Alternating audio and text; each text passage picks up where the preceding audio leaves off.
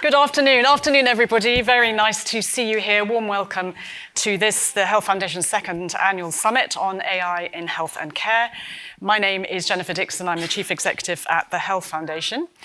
We've got a very full audience here. Lovely to see you. And we also have over 1,500 people watching online. Hello, everybody watching at home or in the office, hopefully. We've got a full agenda. We've got some really outstanding speakers. So I'm really looking forward to the afternoon's discussions. And a special welcome to our international guests. Some people have travelled very far and wide to be speakers here and also to be guests. We all know AI is very profound, advancing rapidly. So the question this afternoon is, how on earth do we progress this as best as we can now? We've got, as I say, a sparkling lineup. We have got the Minister, Dr Zubir Ahmed, who is the Minister responsible for AI and technology in the Department of Health and Social Care. He has 15 minutes with us, so we're going to go straight into this and kick off first with him, and then we're going to follow with Lawrence Tallon afterwards. Just a very quick couple of housekeeping things. Firstly, if you want to tweet, the hashtag is #AI in the NHS. And you can also submit questions via Slido, whether you're here or watching online. So just go onto the QR code, which should be appearing somewhere. There you are, excellent. And then you just submit your questions to Slido. All sessions, we hope to have time for questions. Good, okay, so with that in mind, I'm going to be super rapid and call to the stage, delighted to welcome our Minister for AI and Technology in Health and Care, and Dr. Zubir Ahmed, who is himself a physician, so very happy to have you here. Thank you.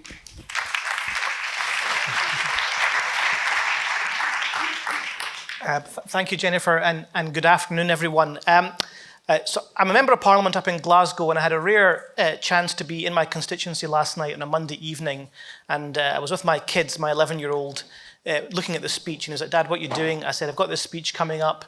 I might tell a joke." And he said, "Well, I think the best thing you can do is probably use ChatGPT for that." So other than thinking, what a cheeky bugger, the irony of it was not lost on me given the topic that we're discussing today. And I'm really grateful to be in this room with you in person and also virtually in the company of so many thought leaders in this space who have done so much already for the health of our nation. And I'm so glad you're also leading on this pressing question of our time. And that question is how we harness artificial intelligence for the health service and how we use it to accomplish our goals, this government's goals, for the 3 big shifts in the 10-year plan that we published earlier this year. As a clinician in the NHS myself, as a vascular and transplant surgeon, for 20 years, I know how frustrating it is for staff having to spend half their morning having their hands tied behind their back with red tape, entering multiple passwords, and increasingly becoming less clinical and more glorified data clerks. And I know where we would all like to be serving on the front line, serving patients.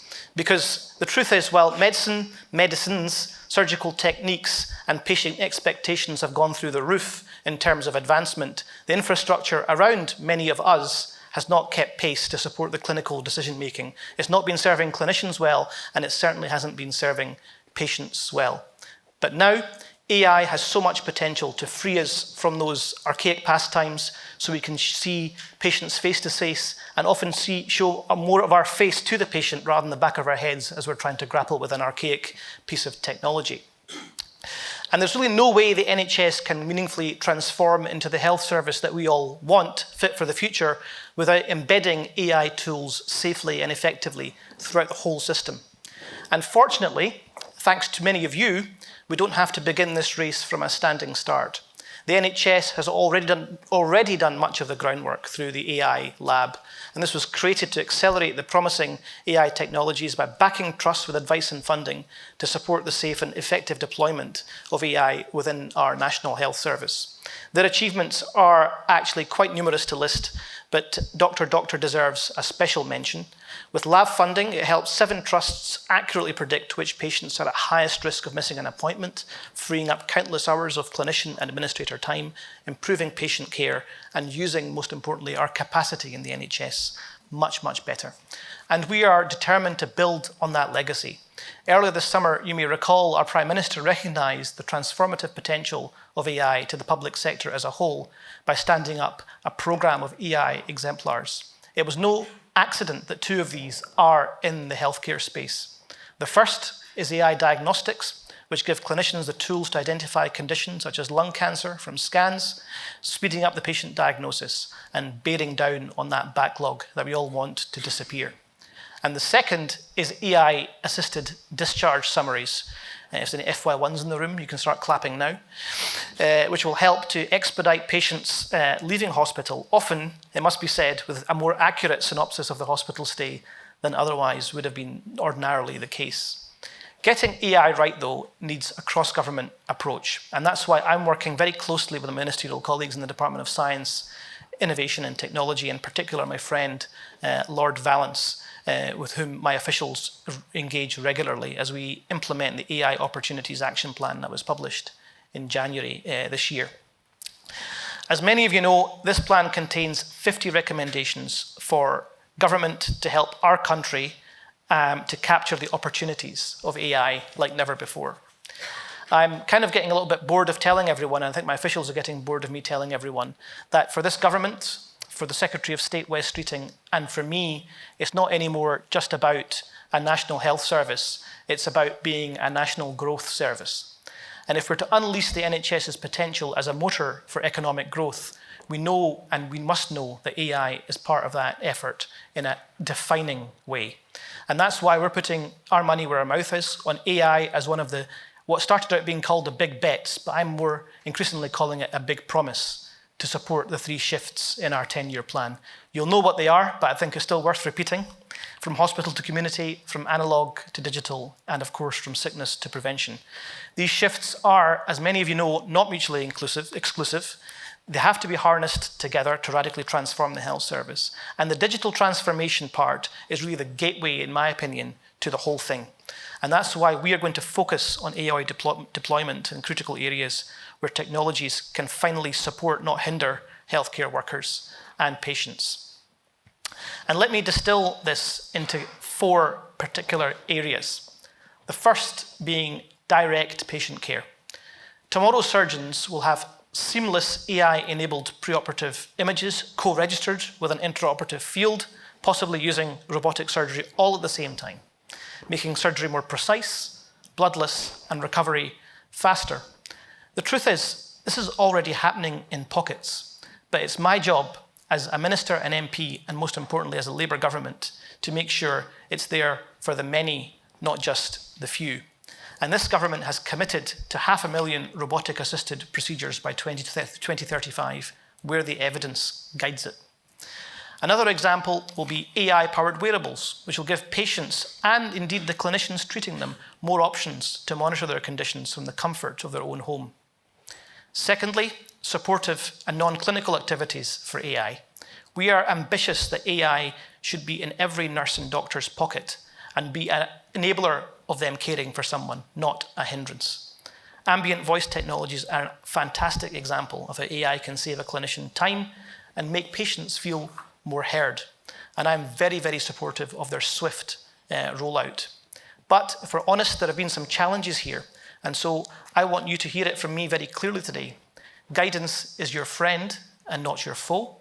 I know my people, our people, are working tirelessly with the MHRA to make sure you have the clarity you need for safe adoption of ambient voice technology, and updated guidance will be issued in the very, very near future. And in the non-clinical domain, AI can play a critical role in bringing the health service closest to those who need it the most.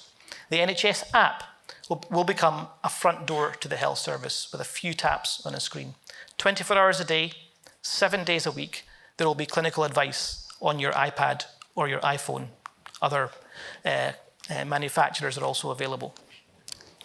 An administrative assistant to arrange your appointments, perhaps, your referrals, and to leave feedback on the quality of your care, because the patient voice must be a guiding star in all of this for us. And thirdly, public health and prevention, of course. The poor sibling so far in any healthcare plan that's ever been conceived, but not anymore. There is a great opportunity to use all sorts of AI to improve public health. For example, machine learning can be used to analyse, as you well know, many of you in this room, reams of surveillance data, whether in the NHS or indeed beyond, and synthesize that analysis into rigorous, predictive, personalized analytics. Our country is so blessed with some of the best health data sets in the world. We host tens of millions of detailed records from an ethnically and socially diverse population that goes back decades. Our data sets should be the envy of the world, and under my leadership, it is my aim that that potential is finally realized. And to do it, I will be unashamed about breaking down barriers, whether that's institutional, cultural, or indeed legislative, so we can finally wire up the various streams of data and put the patient and the citizen at the heart. And that takes me to the final point, life sciences. The sector, from our best-in-class universities to some of the world's biggest firms, is already applying AI to our health data sets to improve clinical trial design and patient recruitment, discover and develop new drugs, and personalised medicines for patients. To achieve our ambition to make the NHS the most AI-ready healthcare system in the world, though, we of course need your help. And I do mean all of you, genuinely all of you. Clinicians, carers, patient advocates, administrators, medical secretaries, analysts, innovators, and inventors. You are all at the forefront of this change. And to make sure we're all pulling in the same direction, this government, my government, our government, will develop and implement a national strategic roadmap for AI in health and social care. The roadmap will not be your average strategy. It will instead offer a clear articulation of our destination and a practical, phased route for how we will get there. It will focus minds, guide actions, and ensure resources are deployed more effectively. I know you'll hear more on that from Alec this afternoon, but crucially, I want to just set out an approach that is iterative, adaptive, and responsive to both progress and challenges. Because as the new world of medtech dawns upon us, what we need to be able to do is have a space to fail, but to fail safely, and then to adapt quickly. And I know that the NHS is stocked full of talent and committed people who will do that and take that mission to its heart, take centre stage in shaping and delivering that roadmap. I know that officials have already started to engage with some of you on that roadmap through the AI Ambassador Network, a fantastic initiative set up to bridge the gap between policy and practice. In less than a year, they've almost got 10,000 people involved. And I really encourage those of you who haven't signed up to join us in the journey of co-design, a roadmap that will be essential for the sustainability of this project for years to come. There are many challenges, as a famous Secretary of State for Defence once called them, the unknown unknowns. Let me start with procurement. Over the past few weeks, I've heard from numerous leaders in medtech, digital and life sciences who tell me how much more a consistent, centralised approach would help us secure value, reduce duplication and delay. And let me tell you here today, where appropriate, I will not shy away from national value-based procurement. But we also recognise that many AI solutions will need to be adapted and adopted for local needs. For that, we need clearer, simpler, and more consistent processes that give industry confidence while ensuring every local system has an element of autonomy and still gets good value for money. So the Department of Health and Social Care and NHS England are working together to refresh the AI Buyer's Guide, first published 5 years ago in 2020, to help NHS organisations ask the right questions when buying AI products, from identifying the need for AI to managing its effective delivery and clinical transformation. And talking of asking the right questions, I must of course also address regulation. We have an opportunity at this moment to strike the right balance, welcoming innovation while maintaining that relentless focus on safety, ethics, and fairness that drive us in this country. That means a regulation system that is, of course, robust and responsive, firm on standards, but it also needs to be flexible to evolve alongside AI technologies in a time frame that's right for this age. A digital concept of patient safety, if you will, for a new digital age. The UK, thankfully, has a proud track record of regulatory leadership, and the Independent National Commission into the Regulation of AI in Healthcare is shaping up to be another great example of that. The Commission is going to bring together experts from AI leaders, clinicians, regulators, the NHS, the wider public, as it should be the case, and the wider economy. Let me be clear, though, that simply doing things to people will not cut the mustard anymore. We must bring people with us. And we who work in the NHS know nothing really implements itself. Medicine is and will ultimately remain a human endeavour at its core. AI can only succeed if our workforce is engaged, equipped, and confident that technology is finally going to deliver on its purported promise. And for that, we need to give them early proof points. That means investing in digital engagement and literacy at every level and in every profession. Embedding AI and data skills into continuous professional development for some, so that our workforce can safely use and, most importantly, improve from their own clinical perspective AI tools that they're being asked to adopt. And that's where the leadership, your leadership, is really important. We need leaders who champion innovation, but who also live the clinical environment and live that innovation, who understand the potential and the limits of productive applications of AI, who can bring their teams along with them on the journey of learning and adapting. Because ultimately, AI is not the ubiquitous hammer for every single nail. It must not be magic, but carefully planned method, cost-effective and productive. And I therefore want to thank the AI Ambassador Network for everything they're doing to bring about the next generation of leaders in AI. Clinicians and staff must be allowed to mould AI as a tool that supports them. And I'll make sure that they are felt heard and empowered every single step of the way. They need to know that however much AI advances, as I said, our most valuable asset in the National Health Service will remain our people.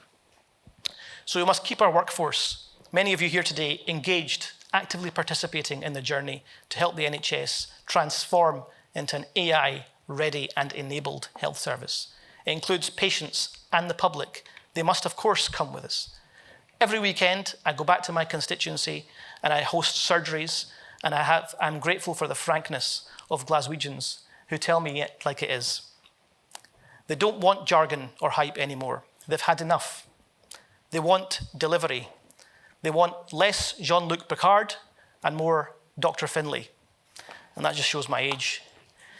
We need straightforward messaging that enables public and cultural readiness, that pushes the safe AI adoption curve up and to the right. None of this we know is going to happen overnight. But we must remain committed to regular engagement and education like never, ever before. We have to listen and speak. And now, speaking of listening, it's time for me to wrap up. I hope I've persuaded you, but I don't think I really needed to be honest, of the power of AI to transform our National Health Service. But I hope I've persuaded you more of this government's unrelenting mission to be the wind behind your sails as you engage in leadership in this AI space. Progress will always be intrinsically uneven and gradual, but I can promise you this progress is going to be irreversible. Some organizations will naturally move faster, others will need time. I don't see this as a failure. I'm a realist. It's all part and parcel of implementing a complex change in a complex system. But rushing adoption without proper governance or clinical buy-in is a risk too far. Repeating the old mistakes of tech transformation of the NHS is simply unconscionable, and we cannot afford to undermine trust. Our role, my role, is to support every part of the system to move forward at a speed that is ambitious, but also sustainable and safe. And as we look forward to a brighter, healthier future, let us not forget where the NHS has come from and why we're here. The public wish the NHS to survive and thrive for the next generations to come. This government, my government, was elected on a manifesto to fix our broken services, to grow our economy from the grassroots, and to rescue the NHS from managed decline to being again the beacon of a universalised healthcare system to the world. These aims are inextricably for our generation and for the generation we hope to pass the baton onto a functional part of our functional democracy. and they wish high-performing public services. Each and every one of you is part of this national project. It's a national project. It's a four-nation project in every single sense, renewing and rewiring our NHS, making it fit finally for the needs of the 21st century, and a Britain built for all. We haven't a moment to lose. I'm ready to get to work with you. I'm so looking forward to the journey. Thank you so much.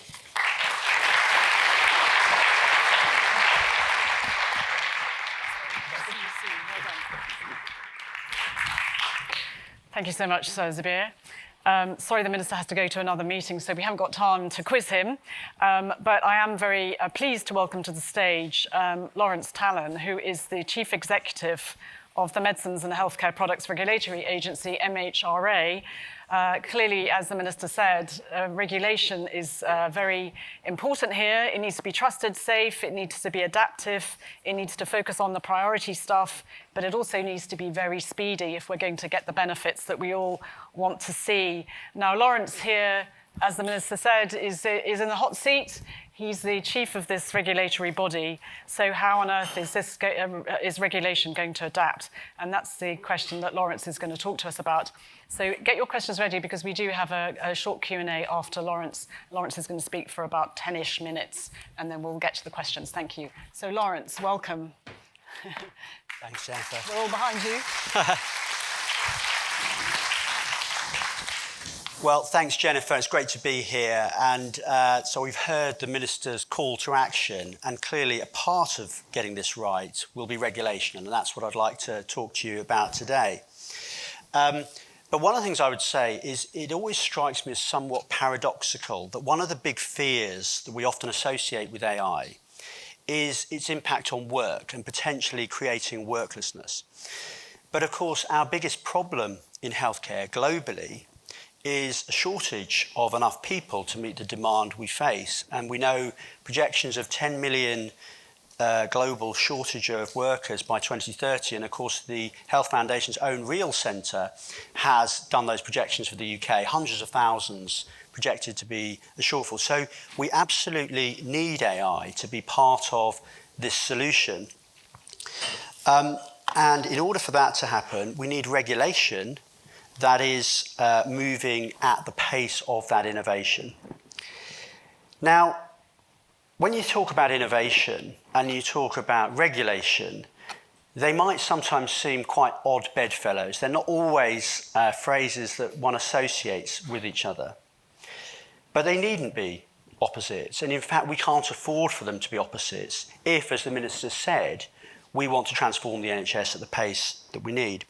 And I believe that regulation is a crucial part of the answer to fast, safe and trusted adoption of AI. And I speak here from a background as relatively new in regulation, only about 6 months or so as a regulator. And actually the majority of my career has been running health services and indeed implementing AI in healthcare in the real world. And also through the investment arm that we spun out of my last organisation, investing in AI startups. So I do very much see the implementation challenges from those points of view. And so my theme really is regulation at the pace of innovation. And I think that we are going to have a fundamental change in the paradigm of regulation in the years ahead, principally driven by these two incredible waves of change that are upon us. Not only AI and digital transformation, but bioengineering, and of course the interface between those two in tech bios. And regulation is going to need to change radically for a number of reasons. And if you'll forgive me a slight simplification, the way that medicines regulators like mine and peer regulators in other countries are set up has largely been around small molecule medicines against defined disease targets. And of course, those are static products that remain the same after you've licensed them as before. They take a very long time to develop quite often, and they cost an awful lot of money, creating a high barrier to entry. But this is going to change radically in the years ahead. The devices regulations we have And of course, we do have a regulatory framework for AI, but the regulations date from 2002. And if we just think about how much technological change there's been in that time, clearly these regulations were built in an age before AI as we currently know it. We have biological medicines that are personalized to the individual. We have many more products that are offered directly, health products that are offered directly to consumers with less professional mediation. There are lower barriers to entry for AI and biotech startups and much, much faster development cycles. And the research into AI and the realization of its economic benefits is now absolutely intrinsic to geopolitical competition. And that drives countries and companies to prioritize pace often over prudence.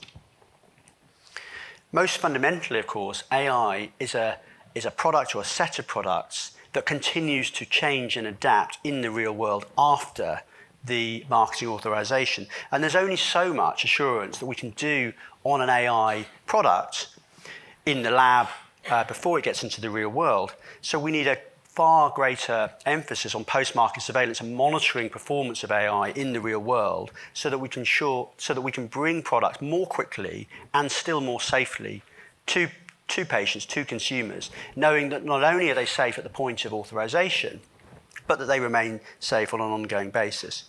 So my analogy here that you can see on the screen is that we need regulation that's more like a hurdles race than a high jump, with rapid iterative steps and fast development cycles in between, rather than a somewhat improbably high bar to clear. Now, the other thing that I'd just like to point out with this slide, which was helpfully created for me by ChatGPT, with the help of a few prompts, it's done a nice job, as you can see, elaborating that analogy, but it also kind of illustrates the watch outs for us with AI. So I said high jump, and it hallucinated a broken pole vault, even though I didn't say anything about a pole vault. So the problem of hallucination.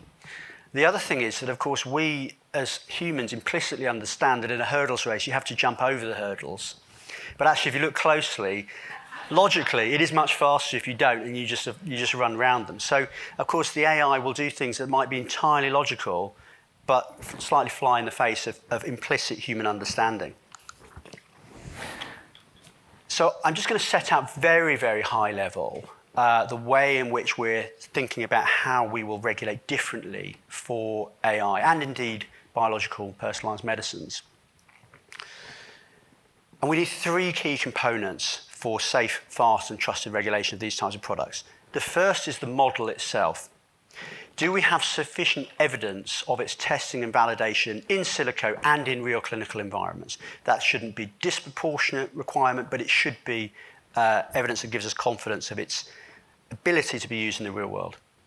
Do we understand the training data and any potential biases in that training data? Can we control for those biases? Recognizing, of course, that many of the data sets we have are biased in terms of ethnicity compared to the populations that we serve. Are we clear on the model's intended use, and are we clear that it's not going to be used for something that it isn't intended to be used for? Secondly, the supplier.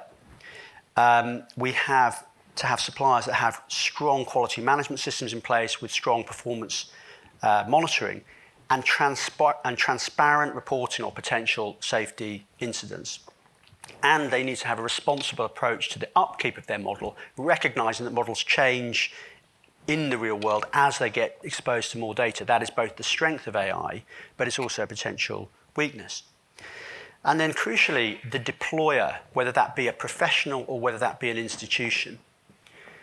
And I can see in future, we will place a lot more emphasis on the deploying entity, professional or institution. Do they understand how to use AI in their clinical workflows? Do they have strong quality assurance processes in place? And, you know, there are examples of how this is being done. Indeed, one of our colleagues, who I'm going to speak to you about in a minute, who's on the National AI Commission in Hartford, in Massachusetts, has an incredibly sophisticated approach to using AI in the clinical setting. And the very simple principle is you can use AI as long as you understand it, how it works, what it's intended to do, and you've demonstrated your use of it in the clinical environment, and your reporting and monitoring. So far greater emphasis on the deploying entity, professional, institution. And if we get those three things operating effectively, we should have far fewer performance issues, safety or effectiveness issues, but also when they do occur, which of course inevitably they will, we'll be able to respond more quickly. So I've set out very briefly some of our thinking about how we're going to need to change the way we regulate AI. But that, of course, is a very simplistic view of what is an incredibly complex set of issues.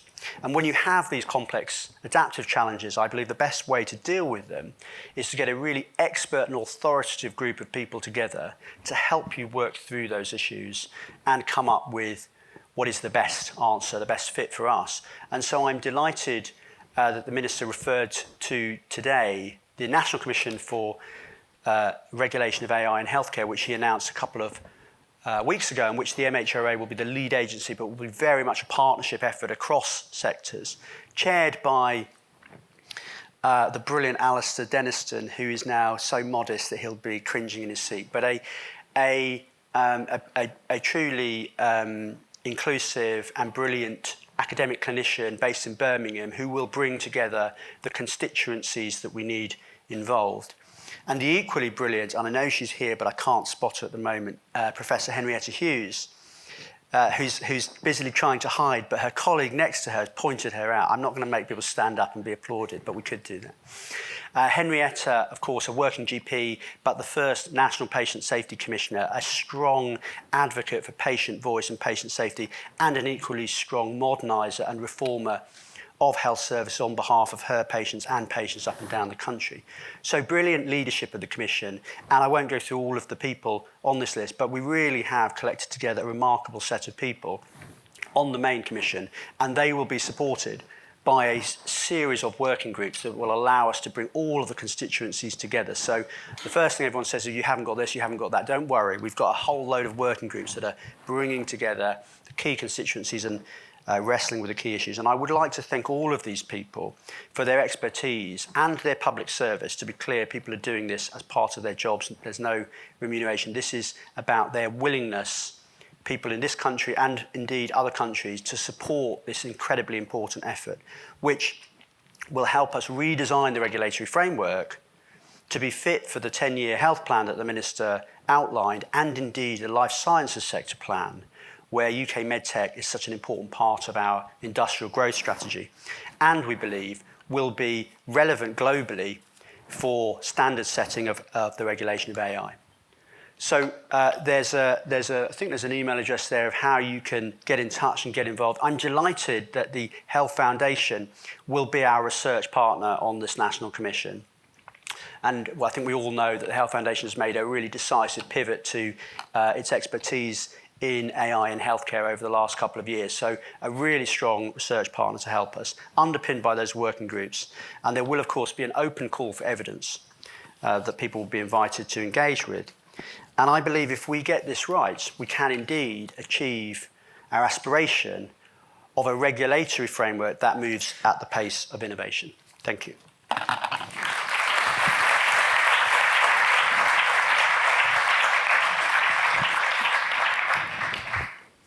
Thanks, Lawrence. Come and take a seat, grab a glass of water.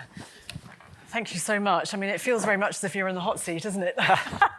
Having just started your job. So thank you for taking on this task for us. I think, I mean, we can all see the challenges, and we're in the foothills, aren't we? And it's fantastic there's a national commission put together to try and answer some of these questions. But one of the first, I suppose the obvious question is this speed of assessment of the technology, the AI. And you've got to do it rigorously. We know that in the past, our assessment of clinical interventions, but also service-based interventions, take ages. They're costly. People demand very high bars. Of course they do. So how do we move fast? How do we crowdsource this information? How do we do it rigorously on a mass scale that we've not been able to do before? And also, I guess, while I'm thinking, the other question is are there two sorts of assessment here? One is it safe? And is it implementable and acceptable? So a kind of process type of evaluation. And then the second one is, does it have longer term outcomes, patient outcomes? Is there a return on investment that could be more summative and take place over a year or two? So is there something quick that could get us going? I know it's early days, but is there something you can, because if we don't move fast, then you get claims and counterclaims by industry in the press, don't you? And we've all seen that over the years with all sorts of people claiming all sorts of stuff. Yeah, I mean, it's quite a complex set of questions. Let me sort of bite out a few chunks of that. So, I mean, the first thing is, of course, and I don't really know how we wrestle with this paradox, but this thing about humans demand more of machines than they do of humans. And that just seems to be a sort of intrinsic, instinctive thing that if an AI tool makes a mistake in a medical record, it's kind of shock horror. But the reality is we know there's lots of error going on across healthcare all of the time.